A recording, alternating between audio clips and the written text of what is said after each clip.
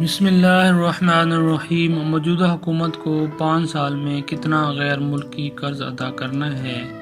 پاکستان تحریک انصاف کی موجودہ حکومت کتنی غیر ملکی قرض ادائیگی کرنا ہوگی، اس حوالے سے رپورٹ تیار کر لی گئی ہے۔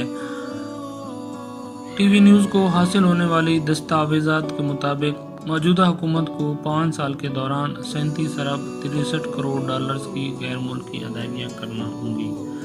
سرکاری دستاویز کے مطابق حکومت کو 5 سال میں 21 ارب ڈالر قرض ہے، جبکہ 6 ارب 60 کروڑ سود ادا کرنا ہوگا۔ رواں مالی سال کی ادائیگیاں 7 ارب ڈالر سے زائد کی ہیں۔ حکومت نے رواں سال کے دوران 1 ارب 48 کروڑ ڈالر سود کی مد میں ادا کرنا ہے۔ آئندہ مالی سال 8 ارب اور سال 2020-2021 میں 7 ارب 45 کروڑ ڈالر سے زائد قرض ادا کرنا ہے۔ ناظرین، مالی سال 2021-2022 میں 6 ارب 45 کروڑ ڈالرز قرض ادا کرنا ہوگا۔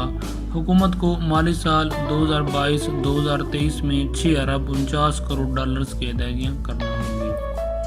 ناظرین، ذرائع کا کہنا ہے کہ اس حوالے سے وزیر اعظم عمران خان کو بھی تفصیلی رپورٹ پیش کر دی گئی ہے۔ واضح ہے کہ پاکستان تحریک انصاف کی حکومت نے ستمبر تا دسمبر 2018 کے درمیان 746 ارب روپے کا اندرونی قرضہ حاصل کیا۔ موجودہ حکومت نے ان ہی 3 ماہ کے دوران 1313 ملین ڈالرز کا بیرونی قرضہ بھی لیا۔